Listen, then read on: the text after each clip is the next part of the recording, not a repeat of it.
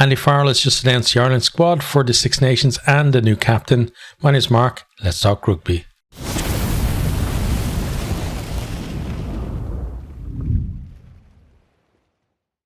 Andy Farrell has named the 34-man squad for the Six Nations that kicks off in a couple of weeks. It's made up of 19 forwards and 15 backs. I'm going to just quickly run down through those who are in the squad, and then we'll discuss a little bit more around the actual makeup of it after that. So starting with the forwards, at tight head we've got Tyke Furlong, Finlay Bealham and Tom O'Toole. Hookers, Ronan Kelleher, Dan Sheehan and Tom Stewart. Loose head, Andrew Porter, Jeremy Lockman and Cian Healy. Second row, Ian Henderson, Tyke Byrne, Joe McCarthy and James Ryan. Back row, Peter O'Malley, Josh van der Fleer, Caelan Doris, Jack Conan, Nick Timoney and Ryan Baird. In the backs then, at scrum half we have James Gibson Park, Craig Casey and Conor Murray. At 10, Jack Crowley, Harry Byrne and Kieran Frawley. Centres, Robbie Henshaw, Bundia Key, Gary Ringrose and Stuart McCluskey. In the back three then, Hugo Keenan, Jacob Stockdale, James Lowe, Calvin Nash and Jordan Larmour. The training panelists then, you got Ollie Yeager, Thomas Ahern and Sam Prendergast. Okay, so that is the squad. The next thing then we have to look at is, of those players, who didn't go to the Rugby World Cup, and kind of as well looking at that, who's actually missing from the World Cup itself. So in terms of forwards, the tight heads, all three tight heads went to the World Cup. On the loose head side then we have Cian Healy, who obviously missed the World Cup basically on the eve of it with that injury. Very unlucky for him. He's back in, and obviously Dave Kilcoyne then is missing from that World Cup squad. Rob Herring is also missing. He's out with injury, and it's his province mate up at Ulster, Tom Stewart, actually takes his place. So Tom Stewart, he's probably not been in as good form as he was last year, but we'll talk a little bit more about that later. Then in the second rows, all the second rows went to the Rugby World Cup, and we don't have any that went to the World Cup missing either. And there were Nick Timoney is basically in addition to the loose forwards that went to the World Cup. All of the other loose forwards went to the World Cup, and none are missing from there either. Into the backs then, at 9, same deal. All of the 9s that are there were the 9s in the World Cup. At 10, probably the most change certainly in a position, especially in terms of just the quality of the players missing. So you got Johnny Sexton, obviously retired now, huge shoes to fill in terms of taking his place. It looks like there's a single candidate in the squad honestly for that. And then Ross Byrne, obviously, who played his way into the World Cup squad, but he's not available at the moment. So his brother Harry Byrne is in there, and his province mate as well, Kieran Frawley, is in there too. And then Jack Crowley, obviously he was at the World Cup anyway. On to the back three then, missing from the World Cup, you got Keith Earls, a huge, brilliant servant to Ireland, and although maybe in recent years he wasn't a starter, still just having him around the squad and just that overall kind of what he gives to the squad, and just being able to step up when needed, that's something I think Ireland are going to miss. Got Mac Hansen there, who was a starter in the World Cup and would have, if available, would have been expected to start here as well. Then you got Jimmy O'Brien out as well. Like Jimmy O'Brien, he can cover so many positions and just gives so much versatility. Probably would have been, had the 23 shirt on his back for the Six Nations for a lot of the games. In then for the Six Nations, we have Jacob Stockdale, who's pretty much looking to, resurrect his Ireland career, I would say. Jordan Larmour, kind of similar as well, somebody who's was around squads a lot, but didn't get to go to the World Cup, and is maybe the Six Nations' last chance to really impress. And then Calvin Nash, probably the player I'm most excited seeing in the squad. So there isn't a huge amount of kind of churn from the Rugby World Cup. You've got players who've been in squads previously coming back in, and you've only got a few players really coming in who don't have too much experience at this level. So it's kind of a very kind of continuity squad, I would say, especially after Rugby World Cup. We expect maybe a bit more turnover in the squad.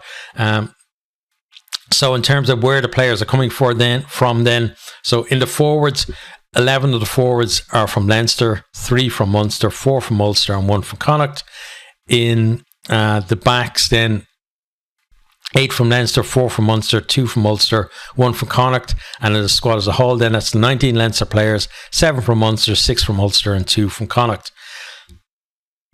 So, Connacht with the least there, but you would have expected with maybe, if Mac Hansen was available, he certainly would have been a third one in there for them.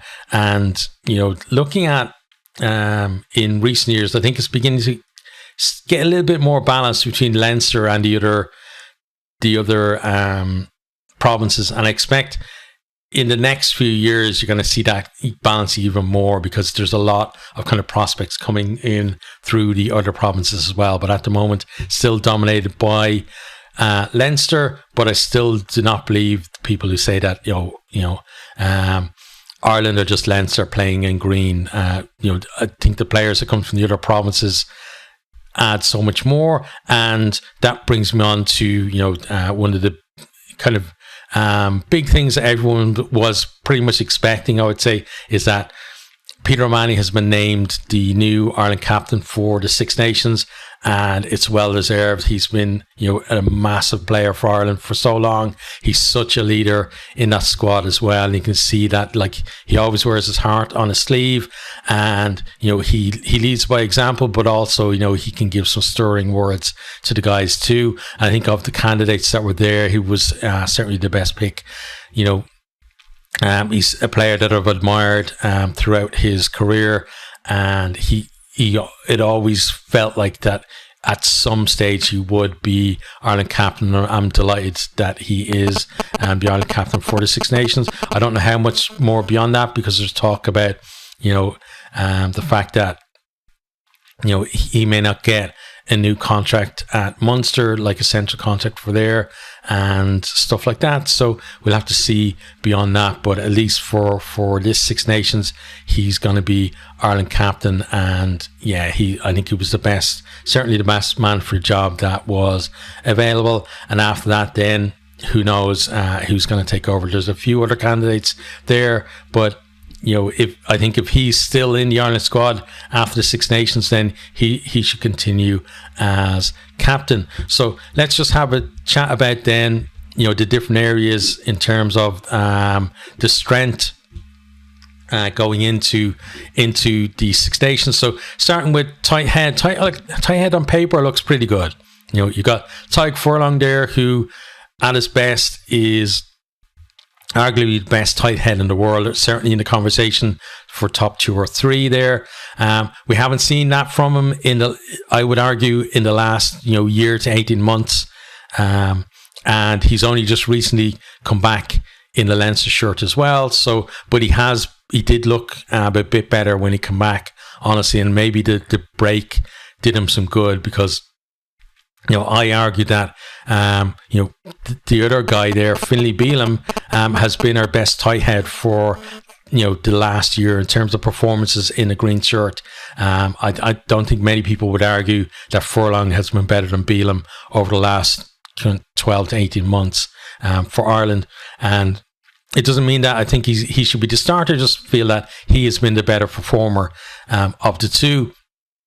And honestly, I would like to see Bealham actually getting the start and Furlong having to fight for his place back in the team, because something that I've felt is that too many players now they have their shirts nailed on, and it's really hard to dislodge them. And it can be good for continuity and stuff like that, but if it gets a bit too stale, you need some competition there. Beelum needs to feel like if he performs well, he will be the starting three. And, Furlong will have to rip that shirt off his back to get it back from him. And I didn't feel like that was happening last year. I thought that Furlong was allowed to come back, based on his undoubted class as a player, but not necessarily based on performances, because he was pretty dire for Ireland in last year's Six Nations. When he did come back into the squad, he looked unfit, honestly, for much of the end of the URC and Champions Cup season. And then you could see him getting fitter as the World Cup warm-ups went on, but I don't think he only really hit kind of, I would say, real match fitness during the Rugby World Cup, and still you could see that he wasn't anywhere near his best either. There was kind of flashes, but he's still a bit off that. So for me, I think Beelum would be my first choice, Furlong second, and then Tom O'Toole. I think he has to see game time this Six Nations, because last year he was our best carrying prop by a long way, and that was off the bench. Coming off the bench and just smoking all of the other props for carry meters. So he has huge impact, and having him on the bench for a few games and giving him maybe even give him 30-35 minutes off the bench and just let him create havoc when he's out there and get that experience, so that when it does come to the point where we need him to step up and maybe be a starter, that it's not it's not a shock to him, that he's been around enough and he's had enough minutes under his belt to kind of be comfortable with it. On to then the hookers. It's got Ron Keller and Dan Sheehan, both from Leinster. Two excellent hookers. Not necessarily in terms of line-out operators. I wouldn't say either of them have been great recently. Leinster's line-out has malfunctioned recently. Part of it has got to be down. I know you can't blame everything on the hooker, but part of it's got to be down to these guys. But having said that, every single Irish line-out has been poor this season on their own ball, and it's a problem that stretches back, more than this season. They had a problem last season, had a problem in the Rugby World Cup as well with Ireland, and it's something that needs to be sorted out. And and these guys, they're amazing around the field and they're great athletes and all that, but still bread and butter stuff has to be done. And then Tom Stewart there, he's getting in then for Herring. Herring, you would have said was a bit of a safer pair of hands in terms of the line out, and also maybe a decent scrummager as well. Tom Stewart, he's very dynamic. He's kind of more in the mold, I would say, of Sheehan and Kelleher really, than Herring. Herring is more of a traditional hooker. So we don't really have in those three. I'm not saying that their skills are poor. I'm just saying that their better qualities are ones that you wouldn't necessarily associate with hooker traditionally, but the modern hooker obviously is different now. The modern hooker is a try-scoring machine for a lot of teams, and they've got to be more dynamic around the field as well. And these three give you that. Tom Stewart, he knows the way to the try line. He was the URC's top scorer last season, and that was based on Ulster's line-out and maul just being absolutely excellent, and him being really good as well at, it's not just a case of with hookers that, the maul drives over and then you just flop on the ground. Sometimes that happens, but a lot of the time you'll see Sheehan is very good at it and Stewart is very good at it as well. Kelleher, not in the same league, I'd say, as those two, but it's that ability when you're at the back of that maul, knowing when to peel off, and then having the ability as well, and kind of maybe a little bit of a step, or just being able to drive lower to force your way over to score. Stewart is really good at it, and Sheehan is really good at it as well. I think that's why Sheehan is so good at the tap penalties too, is kind of transferable skill over to that as well. So on the hooker side of the thing, I think around the field we're going to be fine. I worry about our hooking ability both in the scrum and in the lineout as well. And it's something, hopefully, that they're obviously going to be working on it in the camp, but hopefully what they work on in camp actually transfers to performance on the field as well. On to then the loose heads. So you got Andrew Porter there, another one kind of similar to Furlong, who I would say that he had his position for Ireland and wasn't in great form last year at all. Like I come back to this a few times in other videos, is the fact that the most memorable thing of Andrew Porter last year in the Six Nations is the fact that he gave away 6 penalties in one game. And we saw in the Rugby World Cup as well, he was very frustrated about the fact that he felt that the referee's interpretation was going against him. But you need to have that ability either in the player himself or in the coaches to say, this is what you're getting pinged for and we've got to stop it. So in the Rugby World Cup is the fact that they felt like, his hips were moving out and then he was kind of driving inwards into the scrum, and that's something, whether that's actually happening or not, or the opposition are doing it to make it look like he's doing that, they've got to come up with something for him to be able to counteract that. And that's got to be, there from basically from the very minute the tournament kicks off, because otherwise he's going to be in, the bad books of the referees again this term, and he is going to be our starting loose head. So, we need to sort it out. I think around the pitch he's fine. He is a very powerful scrummager, but with that said, then maybe they don't need to, use so much of the dark arts then with him. Maybe try and keep it a little bit clean, and then get a little bit of dominance maybe on his side of the scrum, and then maybe bring out a few of the tricks. So we'll see what happens there. Jeremy Loughman is there. I would say he's a decent player, but I would have liked to have seen somebody similar to Tom O'Toole, who's more a player for the future. Like Loughman is there, not to make up the numbers, because he is going to play game time and stuff like that, and he is going to do a good job for us as well. But on the loosehead side, I would just love to see a younger player coming through and putting pressure on Loughman and the third player there, Cian Healy, as well. Like Cian Healy, heroics last year in the Six Nations, playing or scrummaging at least at hooker, and we know he can play both sides of the scrums as well. So even though he maybe doesn't have that many years left in the Ireland squad, but if he keeps himself fit, you don't know exactly how many, but the ability there with him is great. But still, between himself and Loughman, I would have liked to have seen maybe a younger player coming through and having this Six Nations just to kind of bed into the squad, and then go on from there as well. Maybe it's just that they haven't identified which of the younger kind of props is going to be the one to be in that position yet, and maybe that's going to happen on the summer, like in the summer or something like that. So we'll have to kind of watch the space for that. But in terms of kind of the front row, then it's a decent, you can't say it's not a decent selection of front rowers there.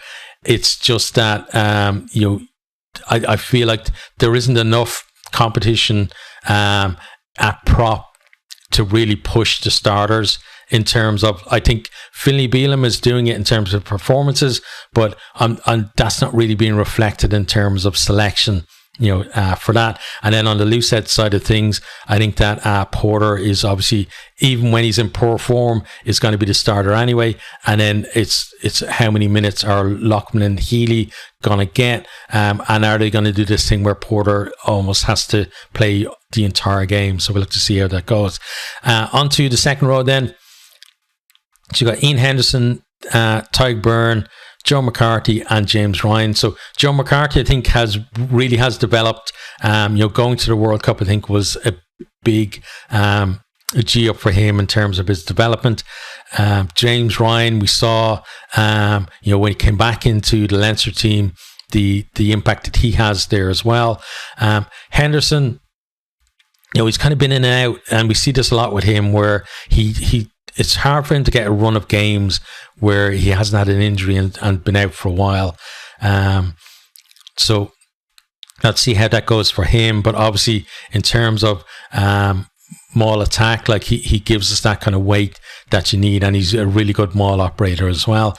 Tyg Byrne, haven't seen him this season being as big of a threat at the breakdown as we normally see him. So that's something that we'll have to see with Ireland, whether that comes. I thought that in the quarterfinal in the World Cup that New Zealand played him really well. They basically had somebody man marking him and making sure that anytime he went to go for, a steal or to try and win a penalty or at least compete, that there was a player obviously watching him and being told to watch him and to get in there straight away and make sure that he couldn't get on the ball, or either to like drag him into rucks or that kind of thing, and just make sure that he didn't have a chance. And they played him really well. So that's something that Ireland are going to have to figure out. Other teams will have noticed that as well, and they're going to have to figure out how to fix that. Onto the back row then, Peter O'Mahony, the captain. The guy is just superhuman. The way he's able to perform for both Ireland and Munster, and he obviously gives you a good line-out option. He's a great at also stealing crucial lineouts too. He's a threat at the breakdown, which we'll need alongside, because you need the likes of him, Byrne, Porter, and maybe one of the centres as well in there, all as jackal threats, so that we can't have our jackler kind of isolated. So I think we're going to see him at 6, and then we're going to Van der Fleer. He's coming back to a little bit of form. Last year maybe went off the boil a little bit, but he is beginning to come back to some form, so that's good. Coming into Six Nations, Caelan Doris, I felt that towards the tail end of the World Cup and then into the start of this season, he wasn't having any real impact on his carries, but in the last kind of couple of games for Leinster, he really has put that on there, and it's noticeable as well. We saw it in the last game against Stade Francais that he's, we're used to seeing him kind of carrying hard and straight, but he's putting on a little bit of footwork now to get himself a bit of space, build up a bit of steam, and then use that power then to drive through tackles. And that's been a bit more, seen more success with his carries on that as well. Jack Conan, he's got lovely hands. In there, and he's a great link player as well, and he's a great player to bring on from the bench. So I think that's where we're going to see him a lot, is coming off the bench, and when other players are tired, being able to make strong carries and then offload to someone to potentially go through a hole or go and score a try. Nick Timoney, he's one of the players that has kind of come into the squad, as it were, for the Six Nations, but he has been around Ireland squads previously, and it's about how much game time he's going to see, whether then, my question is whether it would have been better to bring in some of the other players who are maybe going to be there in the future. Does it mean like that some of the players who were kind of in contention for the Rugby World Cup are maybe not going to be as involved with Ireland as we thought they would be over the next year or so? So we'll have to see what happens with that. And then you got Ryan Baird there as well. This season, a lot of this season, we've seen him kind of just put his head down and actually do the work that you expect the back row to do, because we've seen Baird, like, he's obviously got the hybrid, second row, back row, very athletic. We saw he actually made a massive break, 60-meter break against Stade Francais there in the last game, but that was kind of the first, or at least the first that I've seen of him doing that kind of this season, whereas in previous seasons that was kind of his highlight reel, was just in open play, whereas now I'm seeing him doing a lot more work in the tight, and I'm actually liking him as a player more because of that, because it means that you're not kind of paying a kind of a tax, almost like a luxury tax, for having someone like that in your back row. So for me, he's more of an option being in there. But that's the forwards. Let's move on then to the backs. So got Jameson Gibson-Park there. I think he is going to be the starting 9. I think still there's, he's still a good bit ahead of the other 9s available. Craig Casey there. I have seen people kind of, arguing the fact that, well, Crowley's going to be the starting 10, so why not have Casey there for continuity, because they both play for Munster. But for me, and I said this in the build-up to the Rugby World Cup, I want to see, kind of for the future as well, I want to see the Leinster players or whoever, the 9s playing with someone not from the province. So I would rather see Gibson-Park and Crowley starting, and then Casey coming on with either Harry Byrne and Frawley, and for the players who are not in the same province getting to have time together and building their relationship there as well. And then, because whenever it happens where we have to have, like, let's say Gibson-Park went off injured and Casey has to come on, well, he can just slot in. He knows Crowley's game and it's not a problem. But if we can have Casey having game time with Frawley or Byrne, and then, if Casey and Crowley then in the future are starting and Crowley has to go off, then Casey can easily, have an understanding there with Byrne or Frawley as well. So I'd like to see, kind of as a plan, to have more game time for those players. But yeah, Gibson-Park I think is clearly number 1. I think Casey clearly number 2. Conor Murray still continues to kind of defy the sands of time, as it were. A lot of people would have expected at this stage of his career that he wouldn't even be in the reckoning for Ireland squads. But he reinvented himself. He had that period where his game just went really slow, and it was all about trying to get the perfect box kick, and just giving teams too much time. Now he's sped up his pass, especially from the base of the ruck, and setups for box kicks, and the quality of his box kick is still there as well. So he's in there on merit. Again, I would like to see younger 9s maybe coming in and getting a chance, but they've got to be of the quality. You can't just put them in there just because. And I don't think any of the younger 9s, at least, that are around in Irish rugby are quite up to the level for that. Now, you could obviously have a big argument for Nathan Doak, but I don't see Doak as a young 9 compared to some of the young 9s that have been kind of making debuts in the URC last year and this year. So Doak is probably the next guy off the tee, and obviously you got Cooney there as well. Those two at Ulster, but because they're kicking 9s, I think that kind of maybe plays a little bit against them, because Ireland always have a kicking 10. But there is quality there even beyond Murray, but I still think that Murray is there on merit. On to the 10s then. Jack Crowley, absolutely number 1. Would have been a big debate going into the Rugby World Cup between who was number 2 between Crowley and Byrne. But I think since then we've moved on from that. Jack Crowley is clearly number 1. If Ross Byrne was available, he would be number 2. From there then, between Harry Byrne and Kieran Frawley, who is the number 2? I think that Farrell would view Harry Byrne as being number 2 at the minute, and Kieran Frawley 3.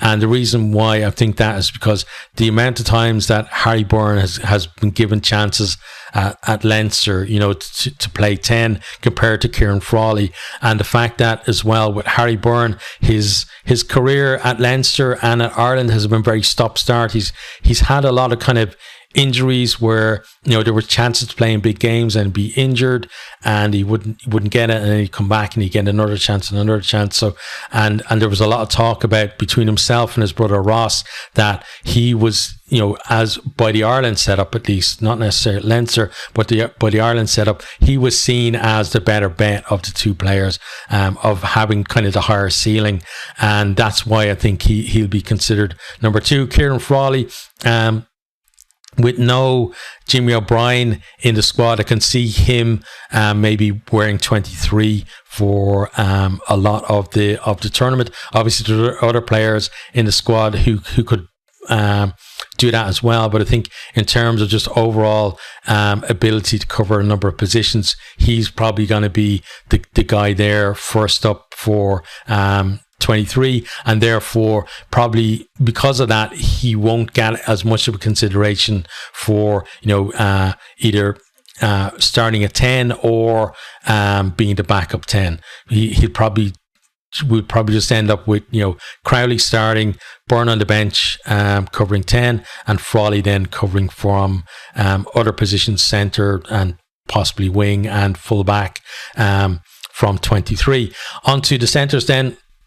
You got Robbie Henshaw. He's coming, back into some form for Leinster. Still not quite there, not at kind of the level that maybe we expected him to be at when the likes of Brian O'Driscoll were talking about how good a player he potentially could be, but he's still a quality player. Bundy Aki, easily Ireland's best player in the Rugby World Cup.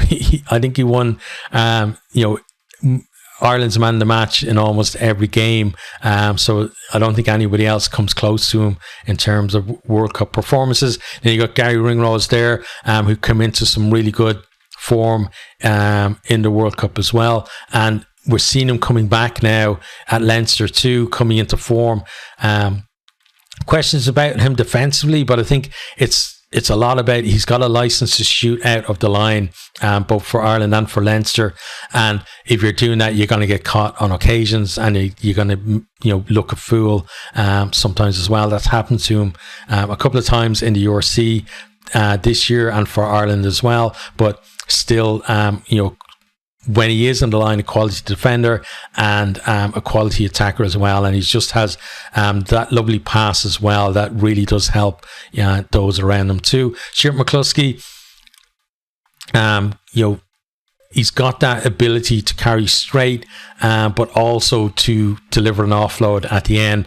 The best offloader of the centre certainly, but with everybody fit, he probably doesn't see the match day squad. But when he is being called on to play, we've seen last year he's going to deliver, and there's less worry about really. If we get a couple of injuries in the centres, we can still put out a pretty top quality centre pairing anyway from the two that are left. But I think probably starting for the Six Nations would be Aki and Ringrose at 12 and 13.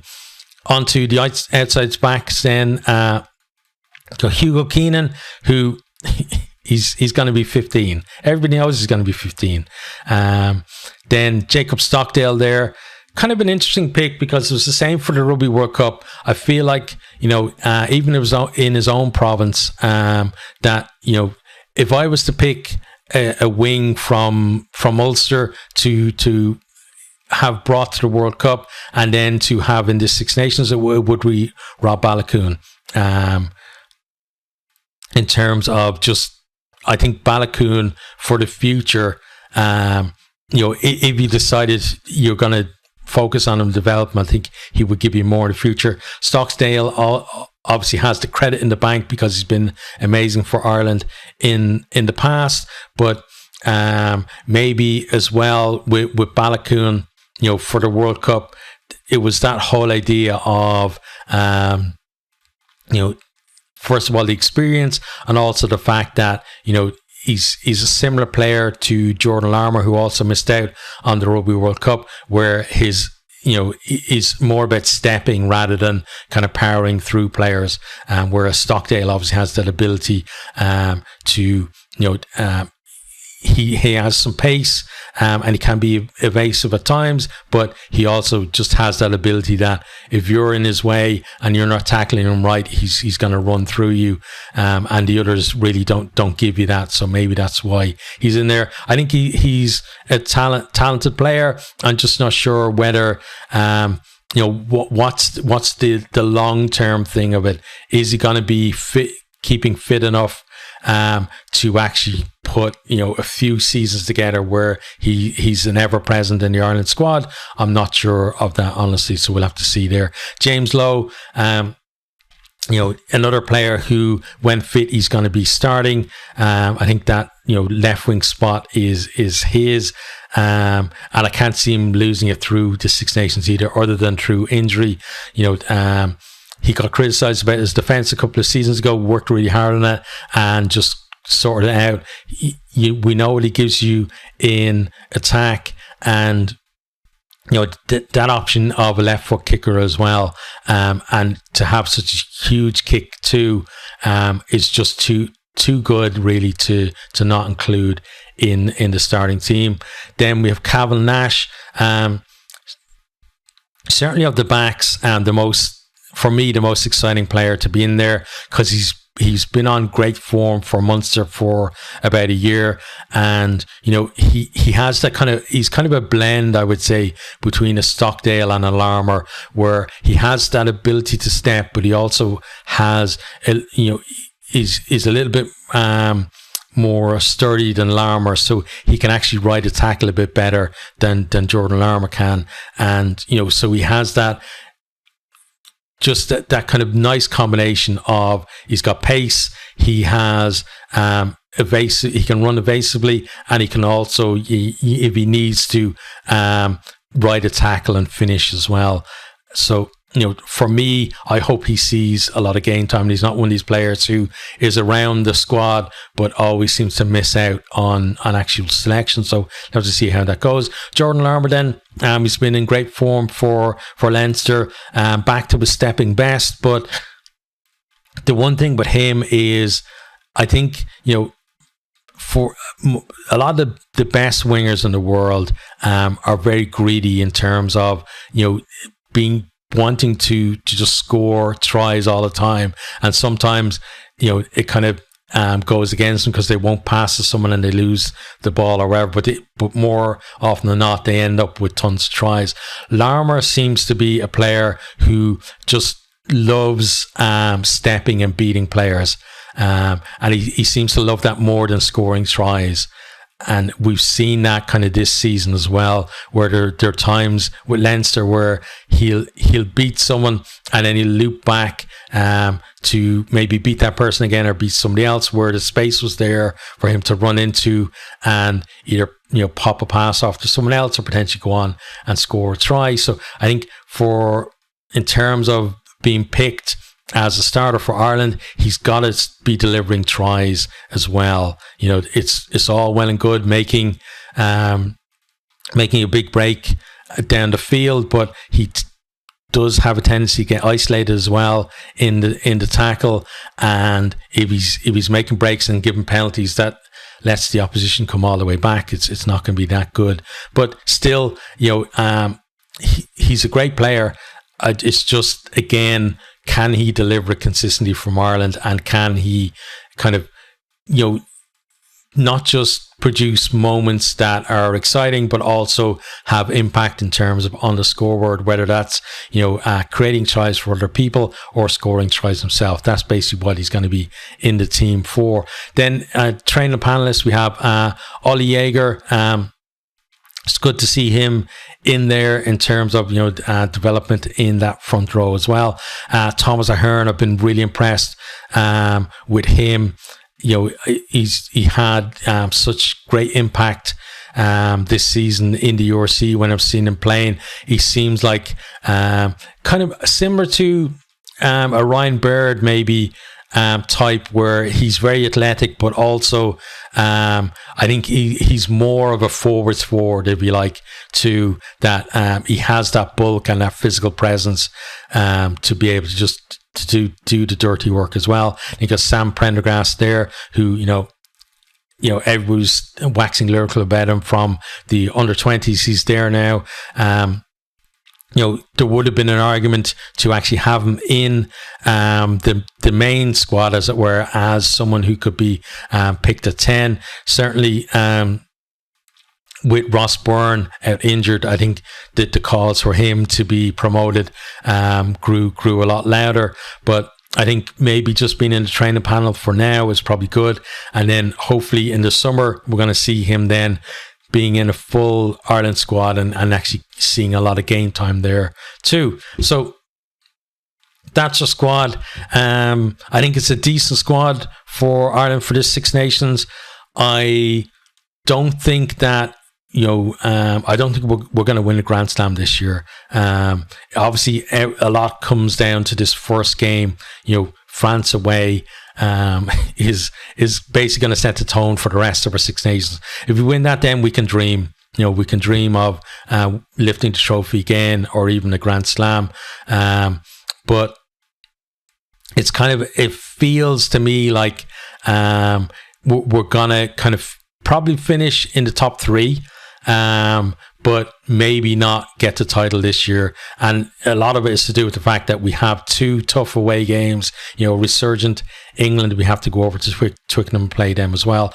And France kind of stinging after, the Rugby World Cup quarterfinal exit, where they felt like, it was going to be kind of their year, as it were.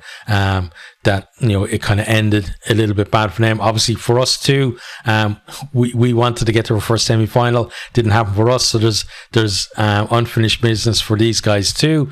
But yeah, it just feels like maybe the talent coming through in France at the moment and freshening up their squad is a little bit better than us. And then I think one of the other nations as well, whether that's going to be like a resurgent England or Scotland kind of getting it together a little bit better and performing when it counts.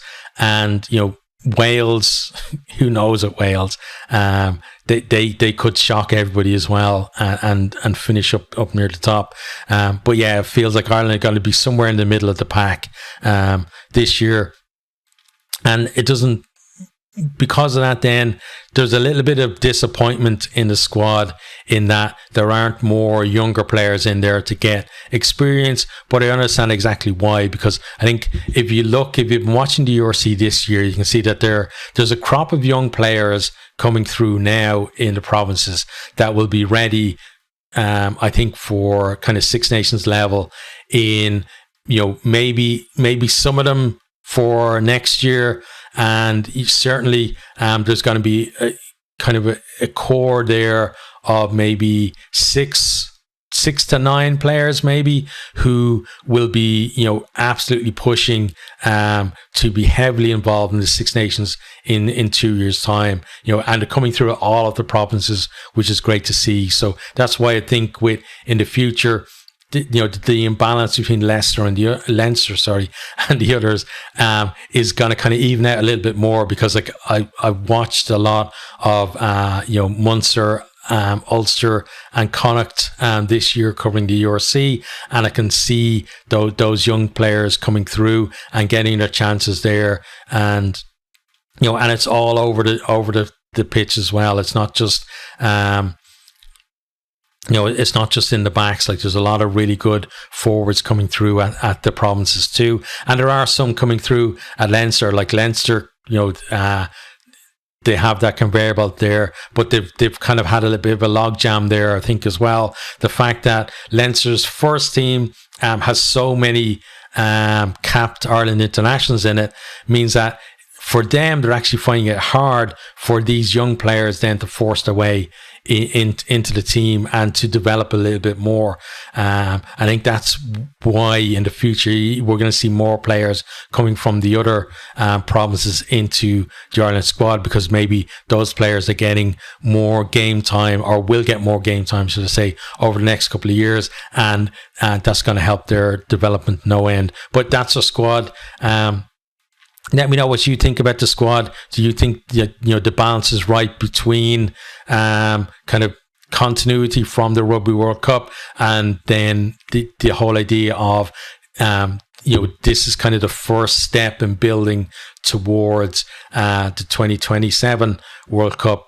Do you think that we could have been a bit bolder and maybe brought in some younger players, or do you think that the talent isn't there? And what's your thoughts as well on the balance between, should we, every Six Nations absolutely be going out there to win as many games as we can, or should we maybe be a little bit more pragmatic, or a little bit more kind of one eye on the future rather than pragmatic, and be thinking about, well, this is our plan over the next 4 years. We're going to bring these players in, and they're going to develop and go, and that kind of thing can work really well and can backfire to you, and you can end up like with a wooden spoon and getting sacked. And that's why I think it's very difficult for a coach to do that at the minute. But for me, I think it's a decent squad. I'm really excited for the Six Nations. And as I said, I just love to hear your thoughts as well.